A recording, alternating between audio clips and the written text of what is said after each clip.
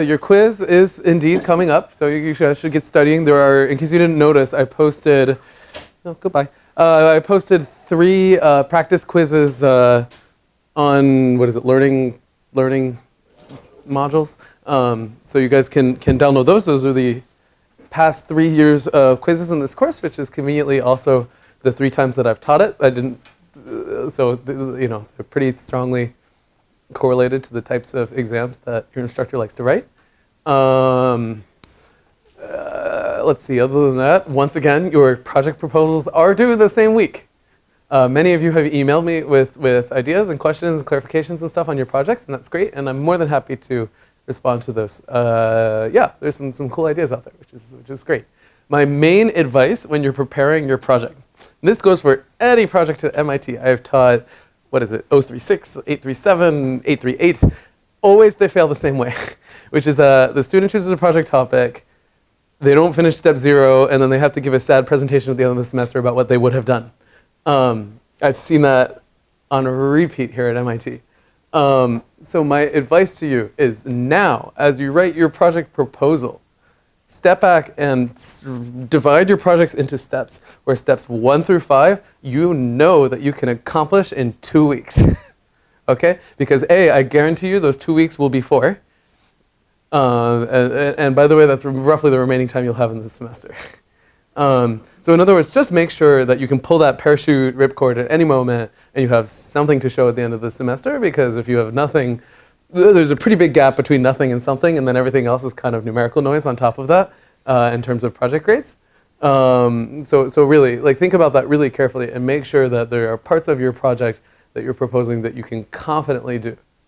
And then always the email, so then I'm going to get project proposals that don't do that, and I'm going to write back and say, hey, this looks kind of hard, you might consider not doing, you know, thinking about something easier. Then I'm going to get the email back saying, yeah, the other kids in this class can't do this, but I can. And then every year that person doesn't finish. So I'm telling you now that you should think through that. Anyway, I'll get off my soapbox. So other than that, your next homework is all the way out. Somebody emailed asking whether you should do homework 5 before your quiz to study for your quiz. That's up to you. I would say probably not. Like, I would say these 2 things are kind of decorrelated. Like, homework 5 is very specifically GPU programming with shadows, right? So yeah, it'll help you with a very small piece of this course. But 837 is one of these classes that covers like a different topic every day, right? Like, I feel like I'm up here giving TED Talks every day instead of like doing math on the board. But because of that, like, yeah, of course your project will help, but so will taking the practice exams and everything else. So balance your time, read through the instructions for that project, and make your own call whether you think it's valuable or not. And my last grave warning, I always give these and then it never helps, is really do like at least run the starter code for your project and make sure that, or rather for your homework 5, and make sure that it works, because it's a GPU thing, which means there's some probability that like even the sample solution isn't going to work on your machine, and so that's not a thing you want to discover the night before it's due. Yes? So just to be clear, exactly 1 week from now is the quiz, next Thursday. Whatever's on the calendar. The day before that is proposals? I believe so. But again, I have an inaccurate date brain. So the official dates are whatever's on that course calendar. Yeah. And nothing has changed on that calendar since day 1 of this class. Okay. Cool. With that, let's talk about rasterization, just like last time. So we're going to do a quick review of like what rasterization is, what the basic steps are in the pipeline, all that good stuff. And then we're going to go into some details that matter for implementing the basics of rasterization in a little bit more depth than we did last time. Right? So last time we mostly focused on how to turn pixels on or off, depending on whether they're inside of a triangle, which is like one of these problems that isn't hard, but conceptually, but like when you start writing things down, it's easy to get yourself a little bit balled up. Today, we're going to talk a bit about perspective, visibility, all that good stuff. This is, again, one of the kind of shorter lectures, so I'll see if I can get you out a little early today. Okay, so recall that our modern kind of GPU-based graphics pipeline looks something like the 4 steps we have on the screen, right? So, and there's like sort of an implicit outer loop here, which is over all the triangles in your scene. For each one, you're going to project the vertices onto the screen, rasterize the triangle, or perhaps more accurately, scan convert it. or to put it yet another way, to generate fragments for that triangle, right? Like little indicators saying I need to shade this pixel. Then for each one of those guys, I'm going to compute their color using whatever computation I want in my shader. And then finally, I got to figure out whether or not to keep that fragment, or like maybe it's obscured by some other fragment that's on top of it. And the data structure that we talked about last time for doing this kind of thing is the Z buffer. Right? So those are our basic steps of the graphics pipeline. And like we talked about last time, a lot of these things are kind of interleaved, right? Like maybe you think like, oh, okay, I'm pretty confident I'm not going to render this pixel, so I'm going to go ahead and not compute the color, for example. And it depends on the sort of details of the order in which you implement your operations. On the other hand, it may not be possible to do that because it could be that your GPU is like processing a billion triangles at a time, and you can only write on the Z buffer, you can't read off of it because that would cause some kind of collision. And in which case, maybe you can't do that kind of test, and you have to compute color more than once. So there's a lot of different kind of options depending on your hardware and so on. So, right, so last time we spent a lot of time solving this particular problem, which was how to rasterize a triangle. And the basics were really simple, right? Your triangle is sort of the intersection of three half planes, right? Which gives you a binary thumbs up, thumbs down, is this pixel inside of this triangle? And then the sort of tricks that we talked about were essentially just ways to shave down the number of times that we have to run that test, right? So like putting a bounding box around your triangle, or tiling the pixels in your screen and so on, right? So, and essentially all of these things can be mixed and matched. This is definitely, you know, there are some lectures in this class that are like more theoretical looking and some that are more engineering. There's a lot of engineering tricks that go into putting together a particular rasterization pipeline, and it requires knowledge of like the stuff that you're going to tend to render, and your graphics hardware, and how much capacity you have, and all that kind of stuff. And so if these lectures are sounding like a big grab bag full of tricks that you may or may not need, that's because that's exactly what they are. Okay? Right, and so that's just something to keep in mind when we discuss. Is it's not like, you know, when you go to Best Buy and you pick up like 10 different, you know, computer, GPU pairs, that each one is going to, you know, follow the same set of steps. Each one is slightly different, which is frustrating and is really the reason why, like, if you're a video game programmer, your life is just like an inner ring of hell, right? Because you need to make your video game work the same, regardless of whether I have like a, I don't know, an iMac or whatever, you know, Lenovo or anything in between. I suppose iMac is kind of dated now. When's the last iMac, like 1998 or something? Right, so anyway, we compute the color, and then we have this last little step. Remember, the Z buffer is this additional channel that we're not going to display, which is depth.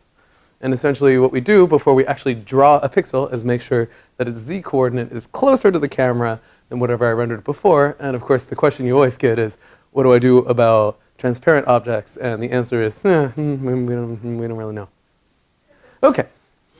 Right, and so that whole algorithm is kind of summarized here. Right? So it's, you know, you project, set up your equations, now you iterate over your pixels, check if it's visible, then you render. Okay, right, and many of these steps are implemented in what we'll call pixel or fragment shaders, which is something that we'll talk about more as we move closer and closer to the hardware in your graphics card, as your structure gets more and more nervous because he hates this kind of thing. Okay, right. So yeah, today we're going to spend a lot of time kind of focusing on depth and Z buffering. And in particular, how do we generate the values in the Z buffer? How do we use them? And so on. So last time we talked about the camera projection, but there's the actual step of like, what number do I put in this buffer, and how do I work with it? And this isn't terribly difficult, but it is one of these things that you have to call out because some of the obvious things that you might think are solutions don't really work. And so there's like a few kind of fixes that we have to do to the math that we've done in previous lectures to make sure that like these calculations we're doing in screen space, remember that we like take our triangles and we project them onto the screen and then we rasterize? Well, that can screw up some of the depth 3D effects that we care about, right? And so there's a little bit of a interaction that has to happen here to make sure that we have like perspective corrected barycentric coordinates, for instance, in our triangles. And the reason, of course, to do that is so that we can render three sticks that sit on top of each other in weird ways. This is essentially the example that'll keep coming up.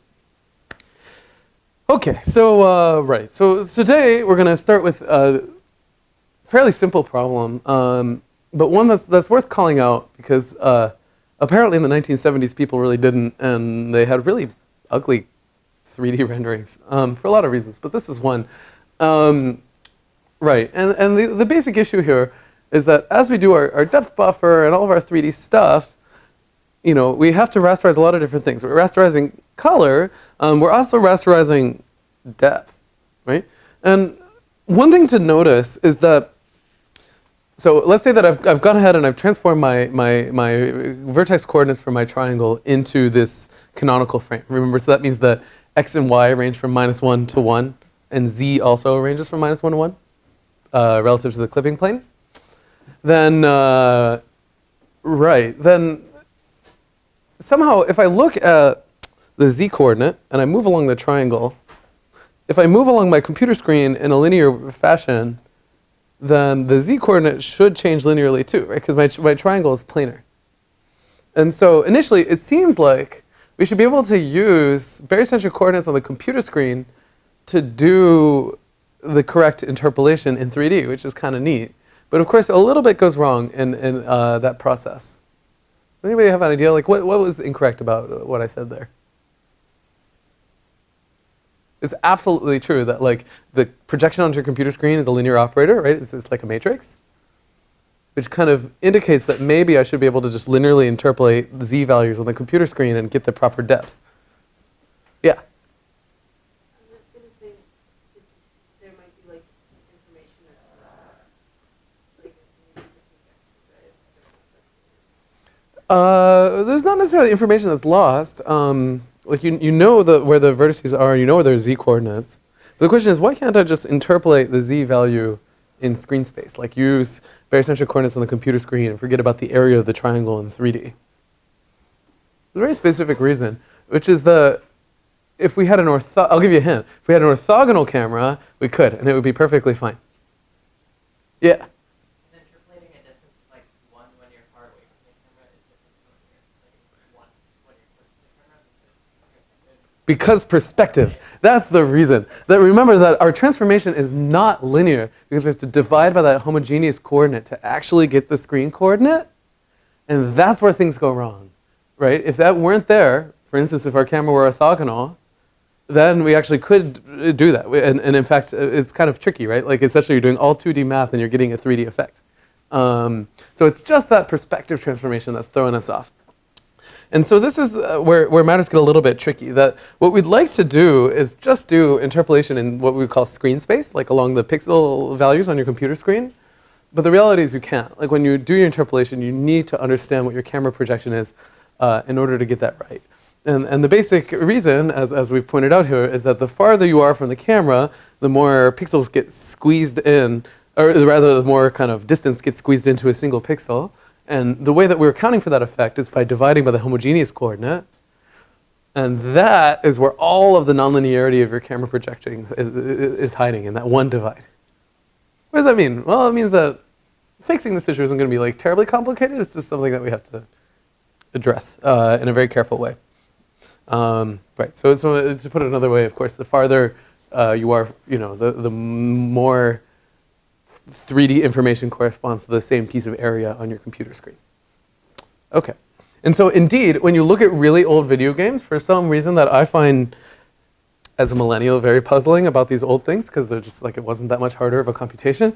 Oftentimes we would see these textures that look like this, where you would very clearly see the seam between different triangles. And the reason was that what was going on is people were doing linear interpolation in screen space. The funny thing is this even has a name. It's called Goro Interpolation, which is just so weird to me because I just see no universe where you would do this. It seems like the kind of thing you would code up, you look at it and say, oh, I made a math mistake, and you fix. But I don't know if maybe like there's like a few more multiplies and divides here and it made people nervous. In any event, if you have textures that look like this, you're a shameful human being. You have no excuse anymore. Right, so of course what we want is checkerboards like the right-hand side that shrink as they move away from the camera. Okay, so let's do a little bit of math. Everybody's favorite. So let's say I have a point on a triangle, as one does. And moreover, it has barycentric coordinates alpha, beta, gamma. We'll do a little bit of review. It's good. Your quiz is coming up anyway. Not exam, quiz, because it's not a big deal. Right, so what do? We have three numbers that sum up to 1. If you're inside of the triangle, what do we know about these three numbers? Right, they're all bigger than 0 in particular. It's good enough. And of course, what we sort of talked about in some previous lectures, that in fact you may have implemented in your ray tracing assignment, is like, for instance, let's say I have a color associated to every vertex on my triangle mesh.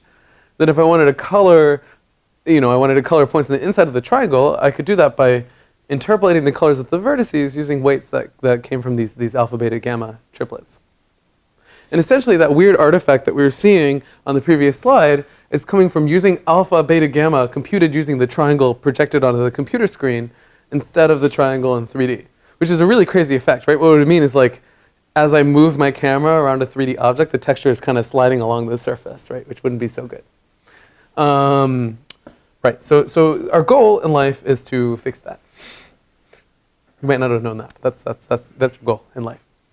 All right, so the thing is that what you probably don't want to do is like throw the baby out with the bathwater, right? Like you don't want to take this nice rasterization algorithm that you have and throw it away because like your texturing tool is broken, right? And in fact, it's quite elegant and nice that rasterization really doesn't involve 3D information at all, right? I can project the 3 vertices of my triangle onto the screen, and that's enough to figure out which pixels are inside and outside of the triangle. It's just not enough to figure out their texture, right? So essentially, the question is, if we know the screen space coordinates, we're going to use this phrase a lot today, right? Screen space being just position on your computer screen.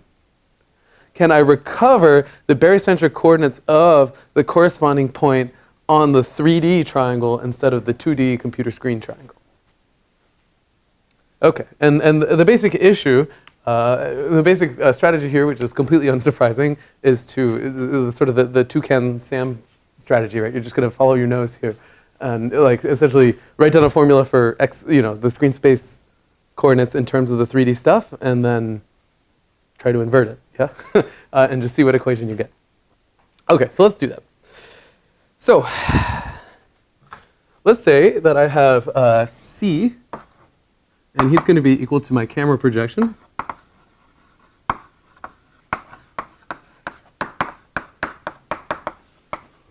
Matrix. And depending on how you implement, C might either be like 4 by 4, right? Like I have that Z coordinate that I'm going to use for my depth buffer. Or if I don't care about that, yeah, maybe we'll think of it as 4 by 4. Actually, that's good enough. Okay? So I have a point in 3D, right? And let's say that, again, the vertices of my triangle in 3D are A, B, and C. What are the coordinates of this point in terms of these guys and their barycentric coordinates?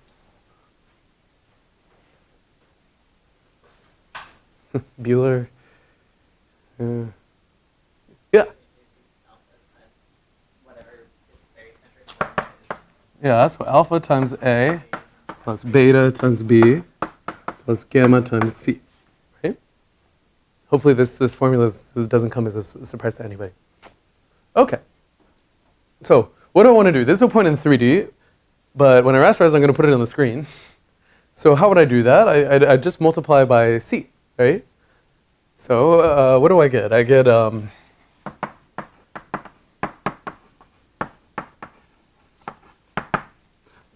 well, it just equals C times alpha A plus beta B plus gamma C, like that. Of course, this distributes, right? So this is alpha CA plus beta CB plus gamma C. This is slightly bad notation, big C times little c.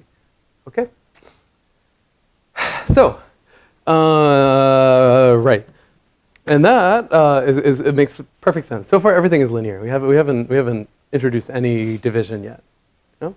And just for fun, because I don't like writing matrix vector products a bunch, I'm going to just call this A prime, B prime, and C prime.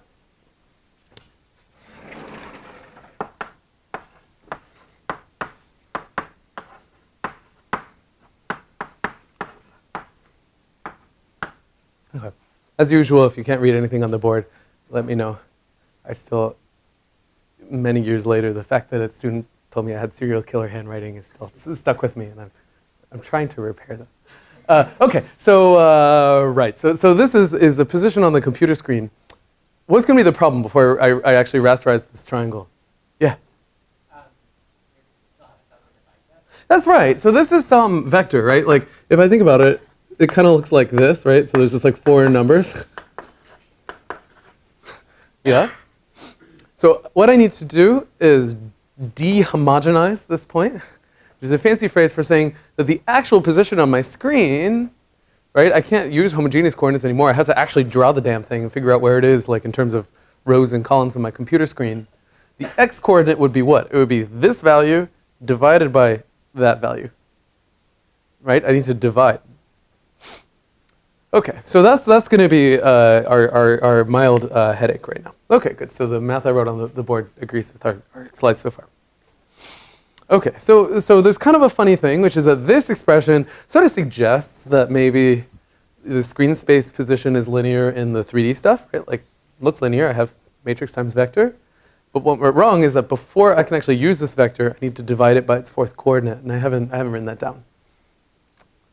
But what do I know about these two things? In other words, I have this vector here. By the way, these squares stand for some number that Justin doesn't want to write down.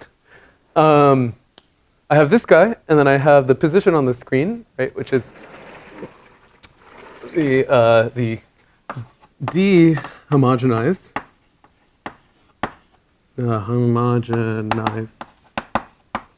position. Well, what do I know? Well, it looks like some number, some number, some number. What's the last guy? Yeah. Dehomogenized is a constant times whatever you're doing. You have a rate. That's true. And in particular, what is this 4th number? Oh, after it's been dehomogenized, 1, right? Because this is the one I divide by, right? And as we point out, these two vectors are constant multiples of one another. What is that constant, by the way? Well, it's 1 over this 4th element. Everybody with me so far? Cool. All right. So if we wanted to write a complicated formula, I'm not even going to bother writing on the screen, right? Then really our formula for the actual screen space position would look like this, right? Where this is what I got for my barycentric coordinates, right? Like that's this guy. But then I had to divide by the 4th coordinate of this guy, which is also a barycentric expression, but now it's in the denominator. Does everybody understand what this complicated equation is saying? It's just saying divide by the 4th coordinate. Yeah? I'm a little bit confused about why, like, when we divide by 4th coordinate, it's also negative. Ah! Well, take a look. This expression here, these are happening in four different coordinates, not 3. Yeah. It's kind of sneaky. Got it, okay. Mm-hmm. So, like, the top one would be, like, oh, I see, Yeah, so essentially all I did was take the output of this expression and divide it by its 4th coordinate. Yeah, it's a great question. Yes? right. Is there a reason that, like, so there's 4, which means it's like X, Y, and Z. Oh, this is screen coordinate. This is screen coordinate. So the Z is going to be useful when we do Z buffering, but we're not quite there yet. Yeah. Yeah. Uh-huh. Can you not just use, like, compute W, or access that W, divide everything by W, and then save that W, and whenever you have to do that conversion later? You actually can't. And the reason why is that your graphics card's job in life is just to tell you, like, ta-da, this pixel should have something in it, right? But when it does that, it just gives you the position on the screen, right? Because all it knows how to do is move back and forth along lines and fill in 2D triangles. So at that point, that information is actually lost. Yeah. Now, some modern hardware maybe could, but I think actually for the most part it couldn't, because you want to scan convert a triangle as quickly as possible, right? And so the way to do that is to have a dedicated chip whose job in life is to take 3 points on your computer screen and just fill in a triangle. Yeah. Yes? Where did the 4th coordinate come from? I know it came from like the barycentric like addition, but where did the 4th coordinate from like A, B, C come from? Sure, yeah, so that's a great question. So let's go back. I'm going to cover this up for just a second, and I'm going to put it back because I'm short. I'm sorry. So these are points in 3D. Probably their 4th coordinate of A, B, and C before I project onto the computer screen is just 1. That's a pretty typical thing to do, right? Like, so if I wanted to take a point XYZ and put it into 3D, then the obvious way to do that is to do XYZ 1, right? So then but the issue is that the camera projection, this guy is going to start mixing that fourth dimension with all the other guys. So after I multiply by C, that's no longer true. So A prime, B prime, and C prime do not have a fourth coordinate that's equal to 1 anymore. So this formula is still true because matrix multiplication still distributes. That's perfectly fine. But what's not true is that I can just throw away the fourth coordinate. Now I actually do have to divide by it. Yeah. So for instance, remember like the very simplest one we had was just take the z value and kind of copy it into the homogeneous coordinate, so you divide by it. So that would be an example where like now these guys, I mean, they're different z's, so that fourth coordinate actually is meaningful. These are all great questions. Yeah. And this camera projection matrix it actually is invertible because it's not a real projection. That's also a good question. So it's not going to matter. We're not going to invert this matrix. But if you're wondering, it is actually invertible. The reason is that remember how we defined camera projection last time? It takes position to the x coordinate, the y coordinate, and also something that looks like depth, just to keep it around for the z buffer. If you decided you didn't care about that, then it would no longer be invertible. Yeah. Yes. So you said that the fourth element of the vector is going to be 1, but then if you add the vectors together, like the combined so if you had like the identity. Careful. I'm going to stop you right there. What's the sum alpha plus beta plus gamma? Yep. So those things sum up to 1. So it's just a weighted sum of values that are all 1, which is itself 1. Yeah. Good sanity check, though. Yes? Yeah, because so only 2 of them matter. Sure. Yeah. So let's do it after we homogenize, because this coordinate is just a thing we divide by. So that's what the fourth one is. And then the first 2 are the position on the screen. And then the third one is still depth. It's something proportional to depth. The idea is that you do want to keep that around for purposes of computing the z buffer. So in this expression on the screen, we've just ignored it. Like we just sliced that coordinate out. And that's actually going to be OK for now. But later on, when we fill in the z buffer, we're going to look back here and actually use that number. You guys are keeping me honest today. This is great. Any other ones? I'm happy to continue, really. OK, good. Then we're all on the same page, which is we have a position on the screen. And as a function of our primed variables, which are themselves c times the original ones, it looks like this.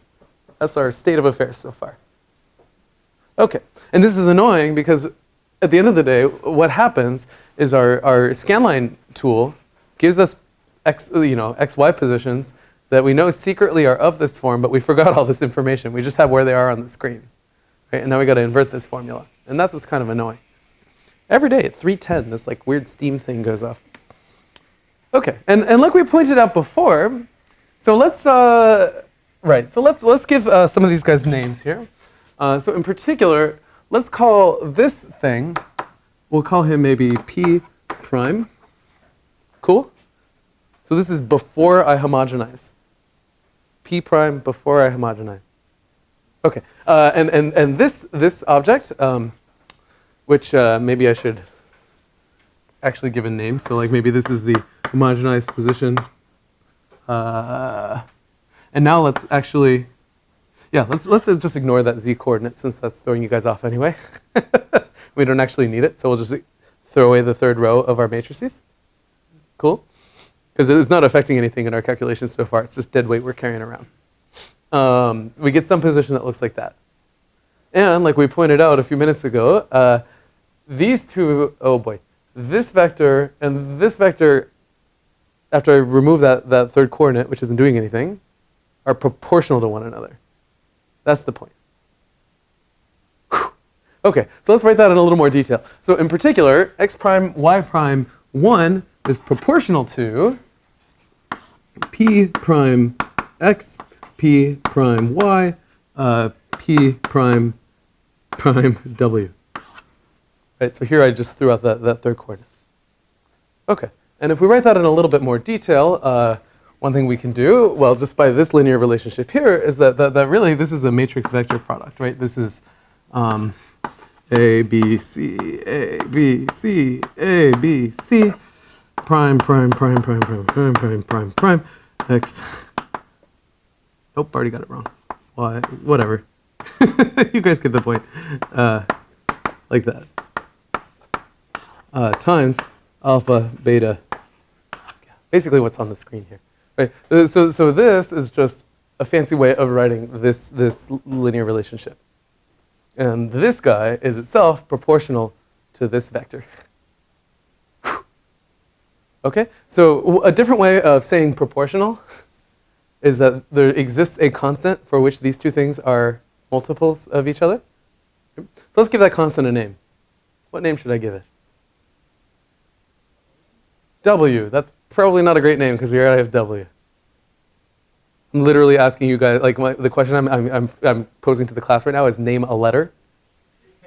Other than the letters that are on my board, which you failed at so far. S, thank you. Okay, so let's call this thing S. So in particular, we know that this thing is equal to that times S for some number S. Similarly, here. Okay, nothing too profound. So let's call this matrix M to avoid the excruciating pain of writing this matrix again. So let's write our state of affairs so far. What do we know? We know X prime, Y prime, 1. And this is data that we know, right? Like this is what's coming out of our rasterization tool.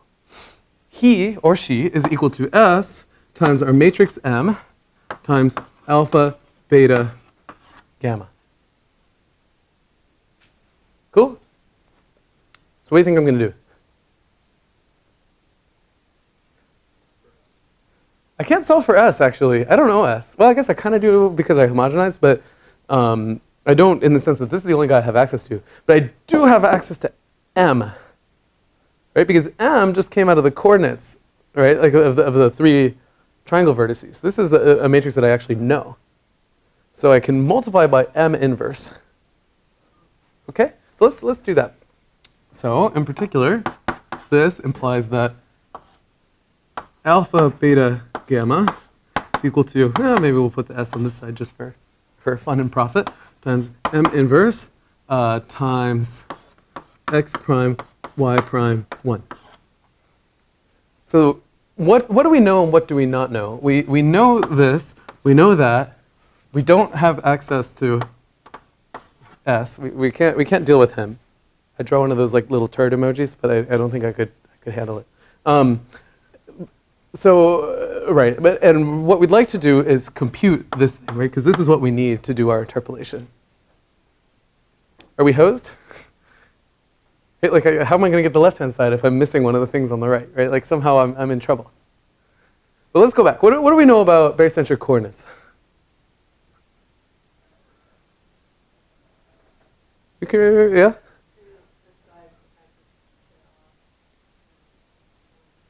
Mm-hmm. Yeah, we know they sum up to 1.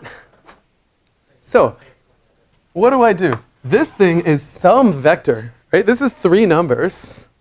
And I know that it is proportional to this vector up to just a constant, but it's the same constant applied to all 3 numbers, right?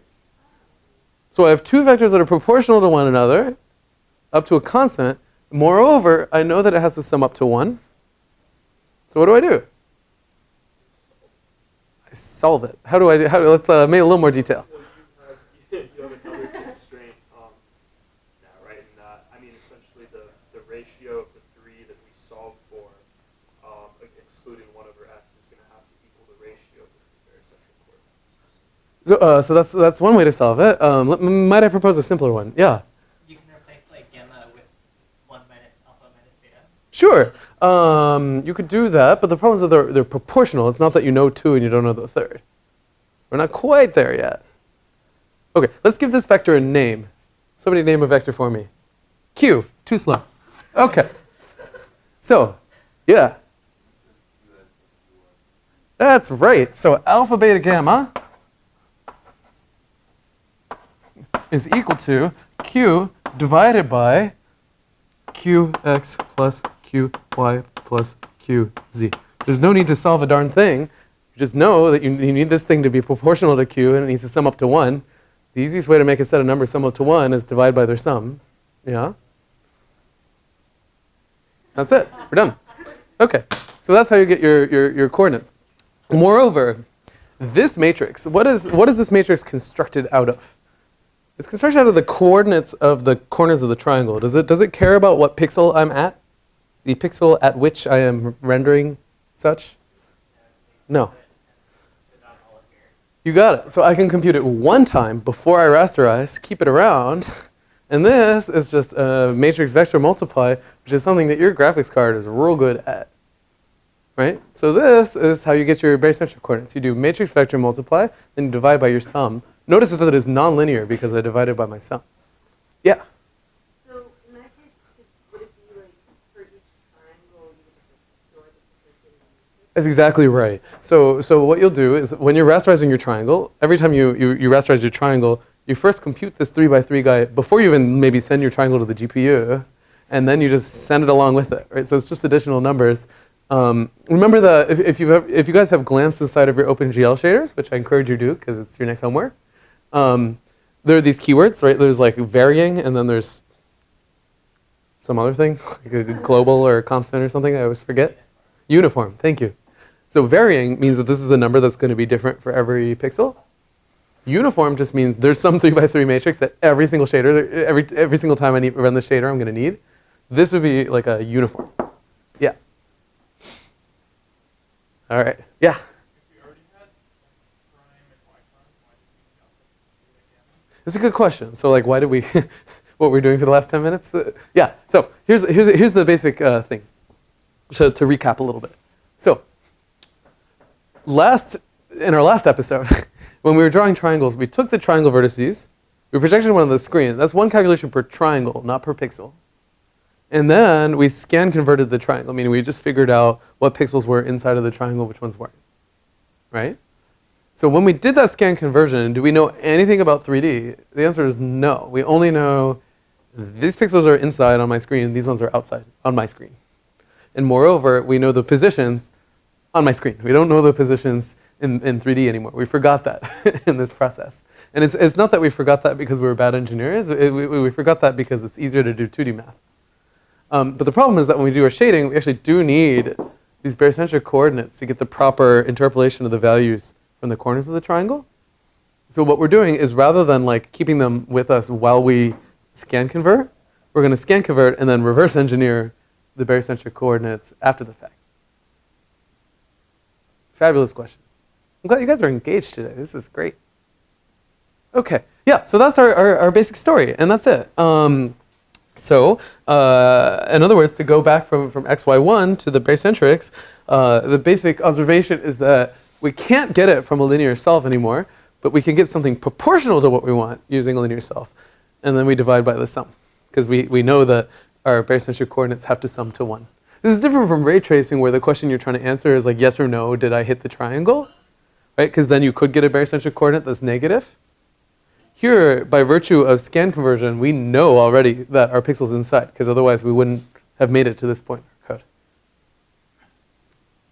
Bless you. Okay, so right. So the basic point here is we invert one matrix per triangle rather than per pixel, and then we can now use this matrix for all of our favorite interpolation needs, right? Z values, texture coordinates, color, whatever. Okay, and so now we're going to keep like revisiting our pseudocode for rasterization and making it just a little more complicated each time. And now we can do that. So we first project the 3 vertices of the triangle onto our screen. Now while we're at it, we might as well compute this matrix, right? 3 by 3 matrix inverse is a bit of computation, right? Like it's not free. And now what do? Well, you first check if your pixel is inside of the triangle. And now you need to actually reverse engineer those barycentric coordinates and do all of your color math. Does that make sense? Cool. So just a tiny bit of math for the day. Okay, so now we're going to talk about a grab bag of other techniques and things in rasterization that we need to kind of catch up our rasterization algorithms a little bit more with what we were able to do in ray tracing, because we're certainly not there yet, right? Like at this point, what do we know how to do? We know how to turn on triangles and how to make them lit with like really boring lighting that interpolates linearly. That's it. And so we need to catch up on all the other things we could do, like anti-aliasing and nice textures and all that good stuff. Okay, so anti-aliasing is a great example of something that is much easier to do in a ray tracer than in a rasterized kind of setup, right? Because again, your rasterization is like this, sledgehammer kind of thing that just wants to hit every pixel the same way. So doing things like randomly generating light samples that are distributed in a different fashion at every pixel is not going to be particularly effective in this regime. So like we've talked about in past lectures, we can do super sampling in rasterization, but we have to change our strategy a little bit, right? So the very typical thing to do is virtually to pretend like your computer screen is maybe 2 times or 8 times wider than it really is. Rasterize onto that bigger grid, and then say my actual pixel colors are going to be like averages of little, n by n grids inside of this big raster image. Yeah. So this technique is an example of super sampling. Remember, super sampling is just having more than one sample per pixel, and it does actually help solve some of your jaggy problems. So here is a very typical, our favorite checkerboard image to check aliasing effects, and you can see that as the checkerboards get closer together, the aliasing occurs. By the way, what is this distance roughly? Like where the aliasing starts happening? Remember this has a name from our Fourier lecture? Or 1 over this distance maybe? Bandwidth. That's a different name, but not the one that we use in our class. It's the Nyquist rate, right? Because that's the place where the sampling artifacts start to appear. Yeah. Right. So, but in any event, if we use more samples per pixel, basically we're replacing one type of bad pixel with another. This is something that's worth pointing out. It's not that we somehow made our computer screen have more pixels in it than we did before. That would be pretty cool, but I don't know of a display that can do that. But rather, these colors are all black and white. These ones are gray, and the reason is that we're just going to average out and say that a gray color, which is also not a great approximation of my checkerboard, is somehow slightly better from a reconstruction standpoint than just whatever color happens to be right at the center. And of course, the more samples we add, the better that gets.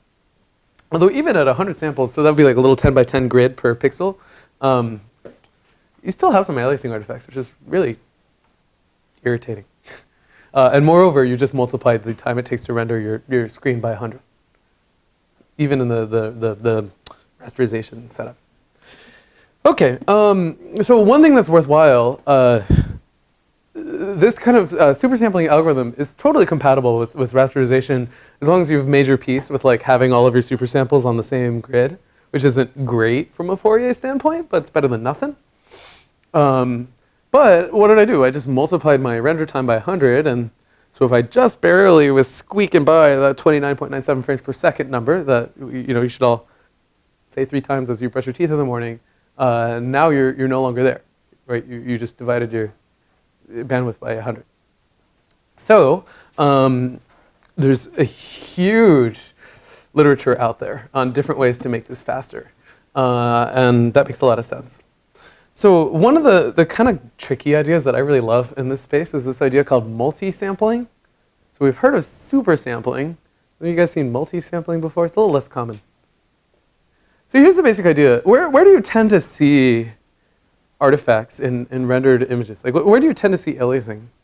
Do you have any guesses? Where do you see jaggies? You look like you want to answer. Yeah.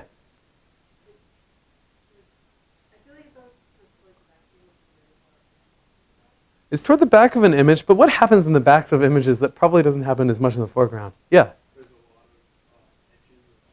There's a lot of edges of objects. There's boundaries between things, right? In other words, the textures of things tend to be pretty homogeneous. Not always, this is a heuristic, but often, things are textured in a pretty smooth way. Where you're seeing these little jagged staircase artifacts is because there's a boundary between 2 objects that are intersecting. So a lot of times we do a lot of calculation in our rendering pipeline for shading. I mean, we've had super complicated Fresnel integrals, which are some crazy thing over the sphere. What is this cosine to the 5th formula that somebody Schlick made up? I think it's such a good name. The Schlick's approximation. I mean, these are expensive computations to carry out. And now, if in the super sampling scenario, I now multiply the number of times I have to do that shading calculation by 100, which is not so great. So in multi-sampling, we're going to try and cook up a hack to get around that. This is a really clever little hack. And the idea is that, well, if edges are what's really causing our aliasing, let's focus on just that effect and not all of the other causes of our aliasing. By the way, something I didn't mention that you should think about in the back of your head, how do you do Z buffering if you're anti-aliasing? Is tricky, right? Because now a single pixel has more than one depth in it. But let's ignore that for now. Okay, so here's going to be the trick in multi-sampling. I'm going to do one shading computation per pixel, but I'm going to do multiple occlusion computations per pixel. This is going to be super weird. Okay, so let's think about this a little bit. So let's draw a picture. Here's a pixel, and I've drawn some samples. They'd probably actually be on a regular grid if I were super sampling on rasterization, but that's not going to matter for now. And let's say I had bad luck, as is often the case for your instructor, and two different triangles intersect this pixel. And you know, I'm rendering, I guess, my Christmas tree. So they're red and green triangles right up on each other. And I want an anti-alias. Yeah? So what would I do in super sampling? Well, I would compute the colors of each of these guys, which maybe are slightly different shades of red and slightly different shades of green, because as I move along, like, you know, my tinsel is a little bit shiny and, you know, whatever. It was a very festive Christmas scene. And then I average all these colors together, and that's going to be the color of the pixel, right? That's the super sampling technique. What multi-sampling does is it says, okay, I'm going to do one calculation, which is just which of these samples is in this triangle and which of these samples is in that triangle. That's not such a hard computation, right? That's actually, our hardware is built for that kind of thing. And then on a coarser grid, I'm going to figure out color. So it's a really sneaky trick. So the basic idea is that we are going to figure out for every one of our super samples what triangle it's inside of. But then all we're going to do is just shade them using one constant. So the difference visually is very subtle between the two.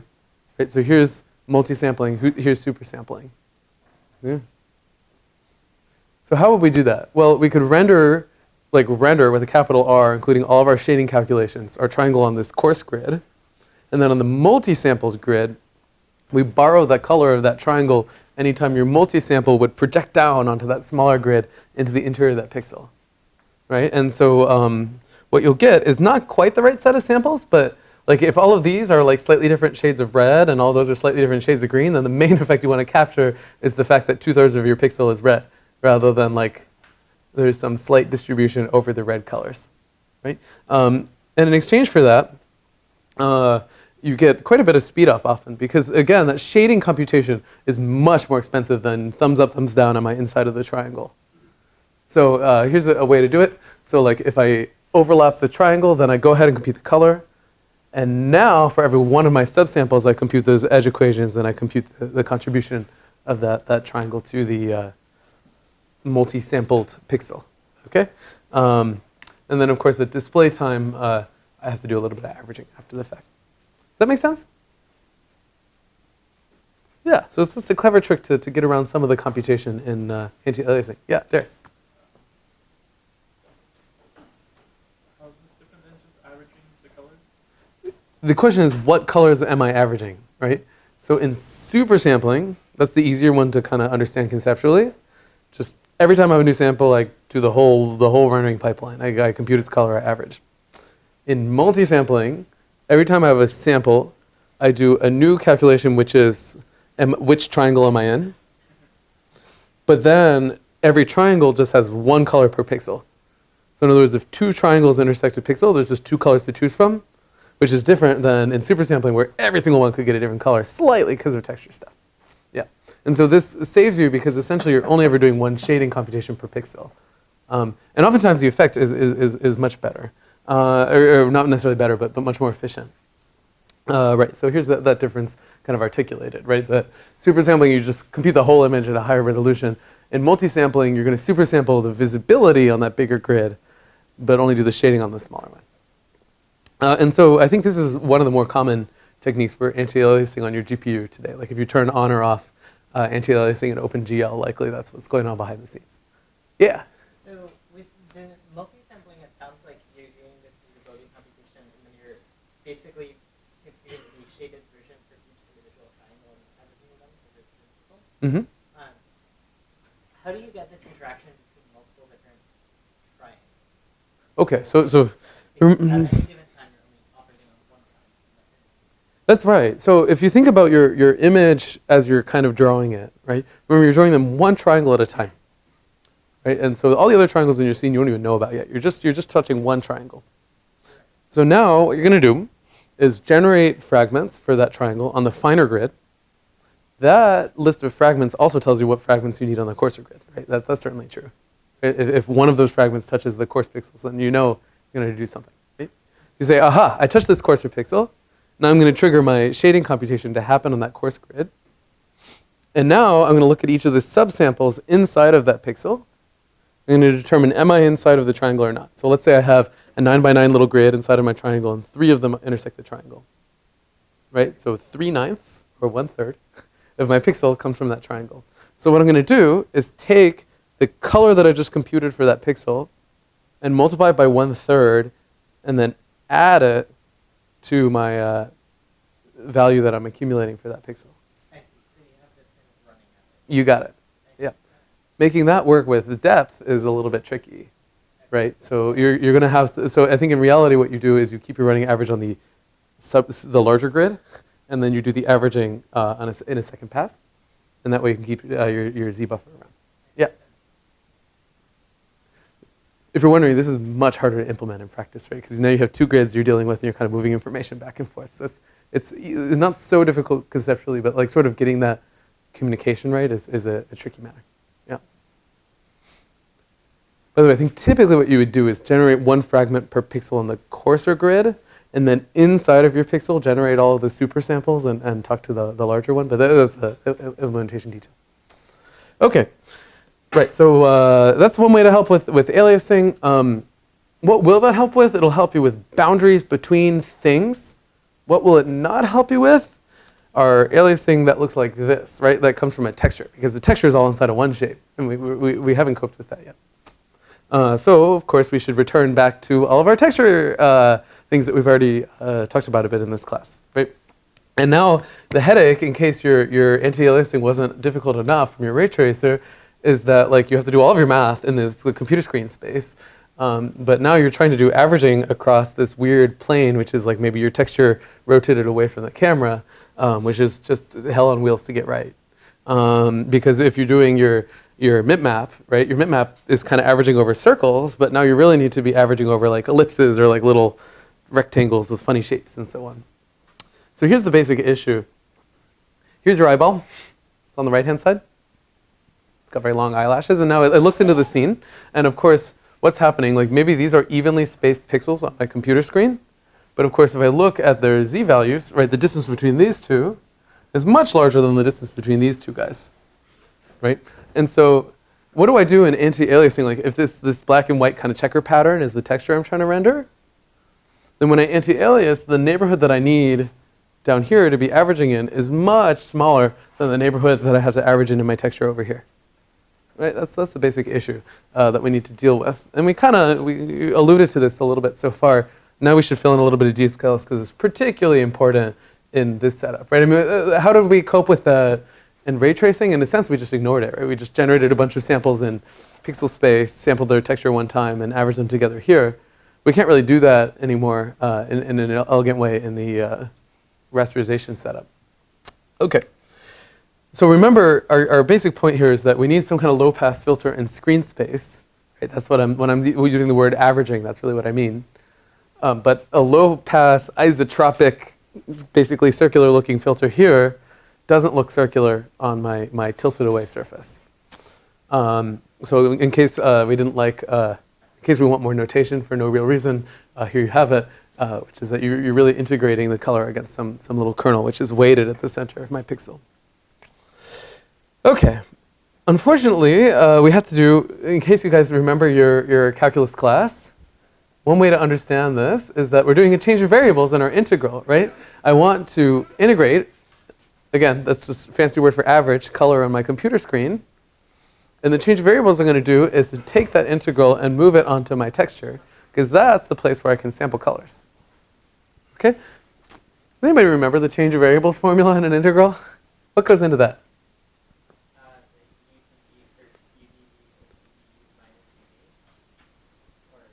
Yeah, but in particular, that letter D, what does that stand for? Derivative, right? You need the derivative of your map from points on your computer screen into points on the plane, right? Which is called a Jacobian when you're in more than one dimension. Yep. And so indeed, if you do change variables, when you have the weights up here, you're going to have to scale the weights. If you wanted to do your averaging in texture space, you've got to scale your weights by this guy, and that's what's making your kernel not look like a circle anymore. Okay. So that's what's happening conceptually, but of course, like I can write down all the integrals I want. It doesn't tell you like the actual computation you have to do on the pixel grid, which is really the headache. So here's another picture here. So here we've got our image plane, and again, that Jacobian, its role in life is to turn this little circle on my computer screen into the ellipse that you see on the texture space. And somehow that is not so easy to do with the bitmaps that we've worked out so far.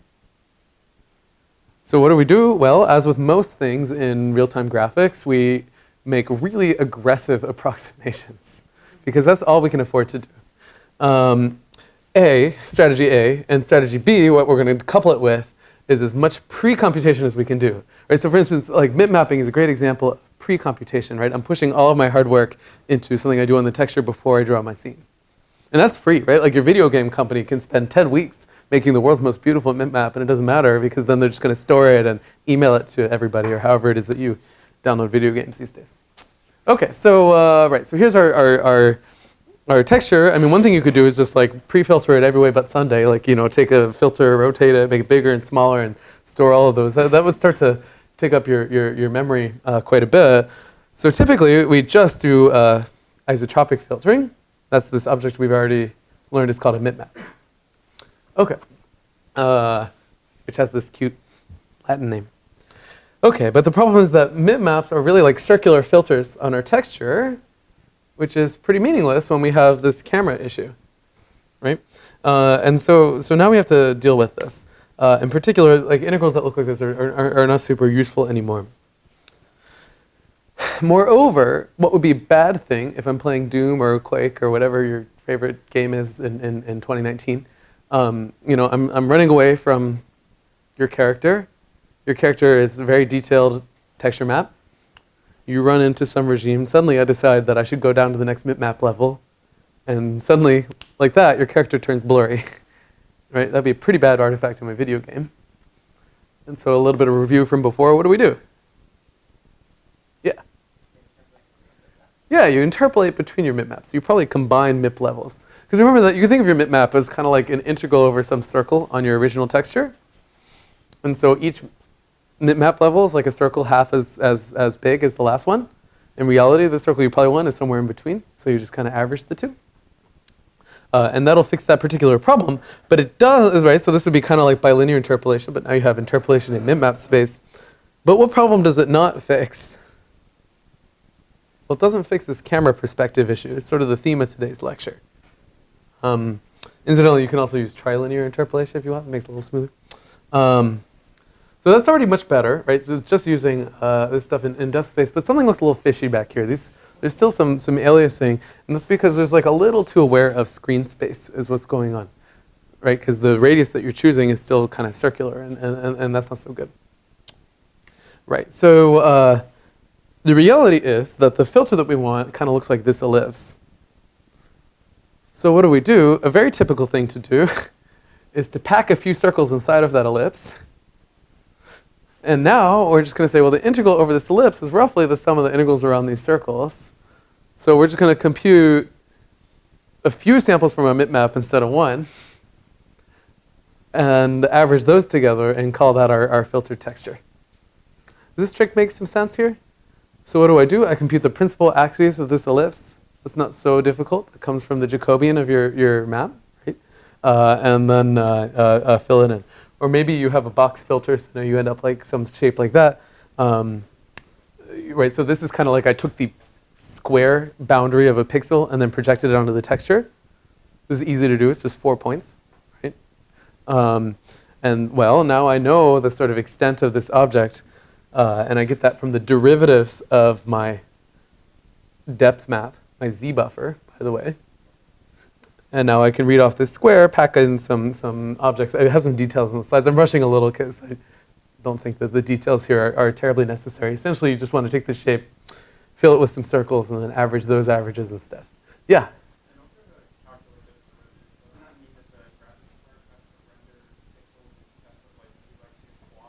That's exactly right. So what do I need in order to compute derivatives of my map? Well, either I could actually work out what the derivative of rendering is. That seems kind of hard.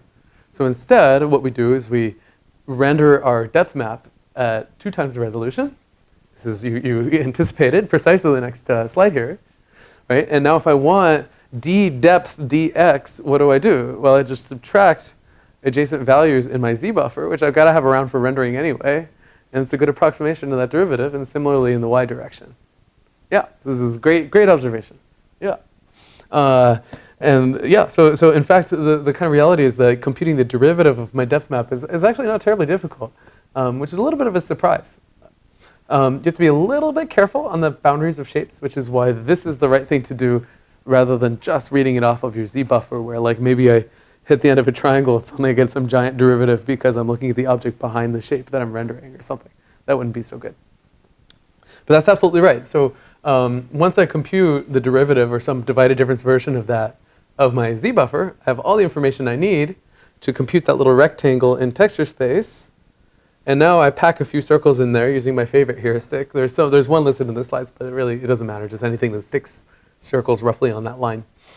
And use that for image filtering. And what comes out is a much better filter. So this is the map image we saw before, where we're using circular convolution inside of our bitmap to get the anti-alias texture. If you look super carefully, there's 2 things wrong. One is it's just gray in the back. The other is that there actually is a slight moire pattern. If you look really closely, you can see little circles hiding in there. And that's because you did the right thing. You're in the right church, wrong pew, right? You knew you needed a filter, but you filtered in the wrong space. So when you fix that and you use these tricks where you actually filter on the texture plane in a way that like accounts for this rotated surface, what you get is a much higher quality checkerboard, which is really our goal in A37. Okay, there's like a stupid amount of work on all the magic tricks that you can do in this stuff. I have 1 or 2 pointers in the slide. Somebody pointed out that many of my links are out of date. I'll try and go back and fix that. We can track them down. The reality is if you search for any of these titles, you'll find them. And I have no idea what this slide is, but I inherited these slides from previous graphics instructors, and I'm really, every year I like to look at it and think, why did Wojtek put this here? So we pause and consider this very deep question for a moment. Yes? Why did it say meow on the previous slide next to a rabbit? I have a lot of questions about these 2 slides. For the most part, I've gone through old MIT course materials and removed things that don't make any sense. But this one I'm waiting for a student to tell me why this cat crawling out of a sofa hole is relevant to texture pre-filtering, and I don't know. So if you guys run into Wojtek, please ask him, like, what is this doing in these course slides? Okay. Yeah, everything about this is just a puzzle. It looks like vaguely anatomical. It's puzzling. So in any event, right. So to recap a little bit so far, we have 2 algorithms, and of course, kind of cosmetically, they're just flipping the order of 2 for loops. The nice thing about raycasting is that there's, you're not wasting a bunch of shading computation on stuff that you can't see. A lot of these sort of rendering effects that are more complicated are not so hard to implement. On the other hand, rasterization is very fast, and the memory usage is much lower. Right, so that's sort of our summary so far. And we're going to start talking about graphics hardware, which essentially is just a big piece of electronic equipment whose job in life is to carry out exactly the process that we've talked about so far. So in our last 2.5 minutes, I thought what I'd do is go back through, if you remember in the very first lecture in this course, long ago, we talked about many applications of graphics. It's worth doing a quick sort of guess and check, like, what do you think, where these different applications lie on the spectrum between ray tracing and rasterization? Right? So for instance, in the movie industry is a great example. Well, what are the priorities in the movie industry? Well, latency doesn't matter, right? Because at the end of the day, when you play a movie, you're not like doing 3D rendering, you're just playing frames. So you can afford to spend as much computation as you want, which might lead you to believe that you're doing ray tracing. On the other hand, what you are doing is often compositing a scene together, right? So maybe like I'm the Kool-Aid man and I'm like bursting through the wall kind of thing. So there's like a wall that's in an actual room that I filmed, and also some artists wanted to touch stuff up, and well, I've got to composite the Kool-Aid man on top of all that. So sometimes there's actually a combination of rasterization and ray tracing and filmed content that all get composited together in that last step. I think this was more typical in the past. I think the movie industry is actually moving largely just toward ray tracing because the hardware's gotten fast enough to support it, which is pretty cool. What about video games? Oh, yes. You may not know, but like, is there a movie which is ray tracing? How does that then allow for kind of like the merging of maybe like real footage, like drawn-on stuff with the? Because ray tracing seems more like simulated. Ray tracing, you can still, I mean, if there's nothing in the background, you could still give it an alpha value, for sure. Compositing is kind of a weird effect because it happens in screen space, and so it's not particularly physical if you think about it. It's kind of like an old school, overhead projector. So there's a lot of tricks that go into that. By the way, there are many artists that work on these movies all at one time. They have rasterization, ray tracing, all these different tools. Eventually, sometimes they get scenes that just don't look good, and they have to edit it frame by frame. This is called rotoscoping, and it is the world's worst job. Like, you're literally going through every frame of a movie and painting on some effect because like nobody could figure out how to do it. Okay, on the opposite side of the spectrum for movies are video games. These are almost completely rasterized because GPU ray tracing is just not fast enough. Every year NVIDIA has a demo of GPU ray tracing and it gets a little bit better, but I think the technology's not there yet. Yes? Some people do play like Minecraft and stuff with ray tracing, but you kind of need like a really, really, really good GPU. Yeah, and no regard for like the beavers that are building the dams that are making the electricity that's powering your machine to play this goofy video game. Yes? Yeah, speaking of which, modern games, there are now some modern games that looks like ray tracing. Interesting. This stuff is going to be rasterized. Right, I think that's very typical. Like maybe there's some localized effect on your screen that you ray trace and then you composite it all together. Right, because they all have the same Z values, right? You can do that sort of thing, and it's sort of okay to do. And similarly, any of these real-time things, simulation, computer-aided design is kind of a cool halfway point where typically the interactive part of CAD is rasterized because you want that quick feedback while you're designing your 3D object, and then there's like a big green button in the corner of the screen that you hit, and then it gets ray traced to make your final image. And similarly in architecture. Architecture actually ray tracing is really the dominant technology because you really care about like what the light is actually doing in your scene because that's what's going to happen at the end of the day, right? You're going to make a physical thing with light moving around in it. Similarly to video games, I think the VR equipment is pretty much 100% rasterized because that's what's going on inside of your phone. Similarly with visualization, medical imaging, the graphics is always terrible, so this is probably rasterized. There are many more issues to consider in this space. We're largely not going to in this class because we have this giant grab bag of topics. One of the really critical ones that we haven't touched on a whole lot is transparency. Beyond saying if you have a completely transparent object, just don't put it in the Z buffer, which is true, but like not the most satisfying thing. There are all kinds of other rendering algorithms too. Like for instance, actually the next couple of slides summarize a few, right? So for instance, for transparency, maybe one trick that some people have proposed is to have a Z buffer that has multiple values in it. I don't think this is very common in practice, but maybe there's some very special scenarios where you do that. They call that an A buffer for some reason that I never understood. There's also idea of deferred shading. So we talked about multi-sampling, which is starting to get toward this, which is that often the thing that's dominating your computation time is deciding on a color, right? Because that requires like a texture lookup and BRDF and all that stuff. So deferred shading, maybe you do multiple passes. Like I rasterize everything to try and figure out like what's on top, and then I go back and just shade stuff. And this is a pretty common technique. So the simplest version of this is you do a Z pass where you rasterize all your triangles just to get the Z buffer. And now the next time, when you do your shading, you can immediately throw away a fragment if it's behind the Z buffer, right? You don't need to shade it at that particular stage. So what are the pluses and minuses here? Well, the plus is that if your shading is the dominant computation, then now you've eliminated unnecessary shading math. The minus is you have to stream through your triangles twice. You have a question, or you're just? Oh, sorry. Yeah. I was going to say, so when you're rasterizing twice, Mm-hmm. so does this mean that if you have more polygons, then you're going to more or less have an advantage if you do a 2D pass? Or I'm not sure that's true. So if you have a bunch of polygons and they're all visible, then a pre-Z pass may not help you a whole lot because all of them are going to contribute to your rendered scene. so this is kind of like Z-calling. Yeah, it's sort of like Z-calling, but at the order of pixels rather than triangles, right? Like what you're doing is you're making an accurate Z buffer before you do any shading, so that way, like, there's never a fragment that you do a shading calculation you didn't need to. You sort of store that Z buffer as a texture that you can then look into. Yeah.